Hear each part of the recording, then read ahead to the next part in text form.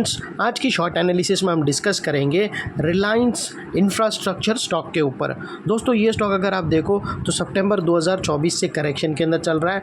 मोटा मोटी देखो तो दोस्तों पूरे 2 महीने इसने करेक्शन में बिता दिए और करेक्शन में भी दोस्तों इसने दोनों तरह का करेक्शन दिया, प्राइस वाइज टाइम वाइज दोनों। पहले स्टॉक ने प्राइस वाइज करेक्शन दिया जहाँ पर ये स्टॉक काफ़ी हद तक डाउन साइड करेक्ट हुआ। उसके बाद स्टॉक ने टाइम वाइज करेक्शन के अंदर एक साइडवे कंसोलिडेशन किया, एक रेंज बनाया, एक स्ट्रॉन्ग बेस बनाकर अल्टीमेटली उसको ब्रेकआउट किया है।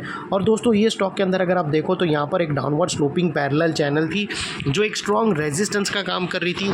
अल्टीमेटली स्टॉक ने उसको ब्रेकआउट किया है। यहाँ पर करेक्शन कंप्लीट के कंफर्मेशन मिले हैं, पॉजिटिव क्लियर डाइवर्शन मिला है और एक रिवर्सल चार्ट पैटर्न मिली है जिसके तहत ये स्टॉक करंट लेवल से अपसाइड में 14% अपसाइड में रनअप देने के लिए रेडी है।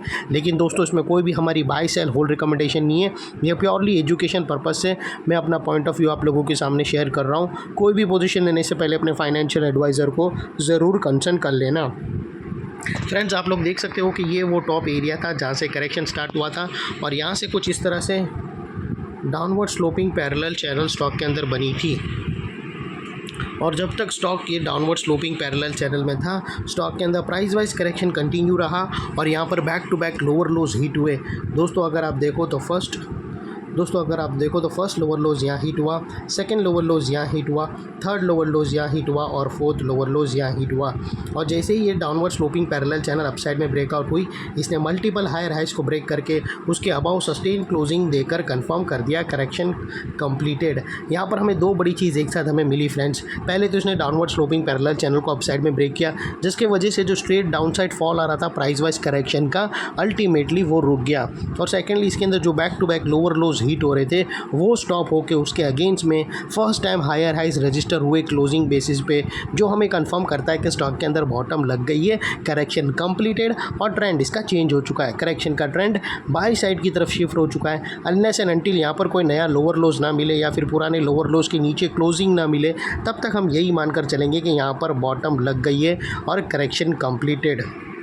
और दोस्तों बात कर लेते हैं अभी डाइवर्शन का। तो फ्रेंड्स अगर आप RSI डालकर चेक करो तो आप लोगों को पॉजिटिव हिडन डाइवर्शन विटनेस होगा। प्राइस एक्शन के जो लोअर लो स्विंग अगर आप देखो यहाँ से तो वो अपसाइड में टिल्ट होते हुए मिले हैं और वही दोस्तों अगर आप RSI के देखो तो डाउन साइड में टिल्ट होकर यहाँ से हमें ब्रेकआउट मिला है जो एक अपसाइड मोमेंटम पंप करेगा स्टॉक के अंदर। और अल्टीमेटली दोस्तों बात कर लेते हैं यहाँ पर चार्ट पैटर्न का। तो फ्रेंड्स अगर आप देखो तो यहाँ पर हमें एक ascending triangular chart pattern breakout होता हुआ मिलता है। लेकिन दोस्तों यहाँ पर एक और चीज़ याद रखना, हमें एक्चुअली नेकलाइन के ऊपर क्लोजिंग अभी तक मिली नहीं है, लेकिन एनी मोमेंट क्लोजिंग आएंगी क्योंकि उसने जस्ट नेकलाइन को टच किया है और उसके नीचे क्लोजिंग किया है। तो वो लिहाज से दोस्तों हमें यहाँ पर डबल नेकलाइन की स्ट्रेटेजी नहीं आएंगी, हमें सिंगल नेकलाइन ही है यहाँ पर, लेकिन उसके ऊपर क्लोजिंग चाहिए। यहाँ पर अगर आप देखो तो 295 के ऊपर हमें क्लोजिंग चाहिए जो अभी तक हमें मिली नहीं है। ब्रेकआउट अभी तक कन्फर्म हुआ नहीं है, वेट करना है 295 की क्लोजिंग के ऊपर और उसके बाद दोस्तों ये ट्रेड करने के लायक रहेगा ट्रायंगुलर चार्ट पैटर्न।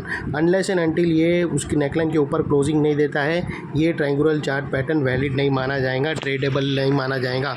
और दोस्तों ये जो इनसाइड रेंज है ट्रायंगुलर चार्ट पैटर्न की, ये तकरीबन दोस्तों 14% की लेंथ है। तो ये ऑलरेडी यहाँ से जैसे ही ब्रेकआउट होगा तो अपसाइड में दोस्तों 14% तक स्टॉक रनअप देगा और वो लिहाज से दोस्तों फिर स्टॉक का जो टारगेट निकल कर आता है वो 330 रुपीज़ के आसपास आता है, जो तकरीबन नेकलाइन से 13-14% के आसपास आता है। और दोस्तों यहाँ पर एक और रेजिस्टेंस रहेगा जो ये स्टॉक फेस करेगा, जिसको हम ब्लू में कर देंगे। और बात कर लेते हैं स्टॉप लॉस का।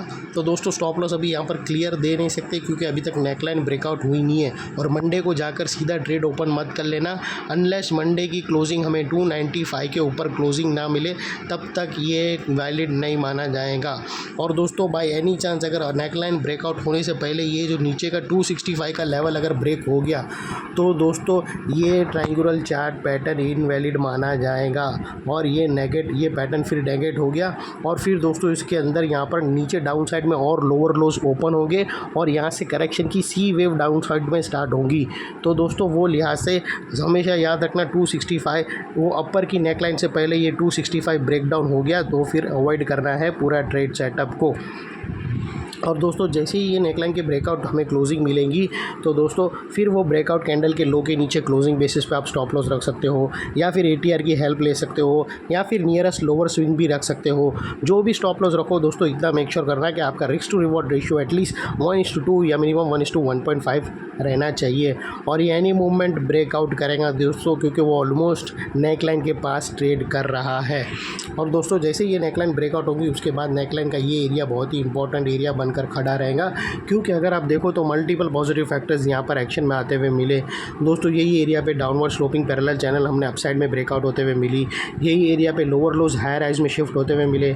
यहाँ पर ही दोस्तों हमें पॉजिटिव हिडन डाइवर्शन RSI के थ्रू मिला, और यहाँ पर ही दोस्तों ascending triangular chart pattern formation complete हुआ है, जस्ट ब्रेकआउट की देरी है।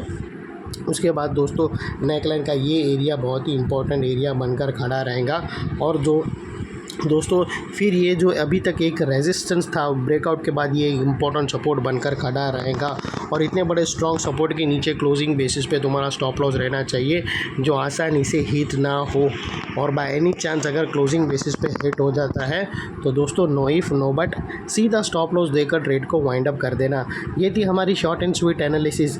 अच्छी लगे तो प्लीज़ चैनल को लाइक शेयर सब्सक्राइब ज़रूर करना। Thank you. जय हिंद।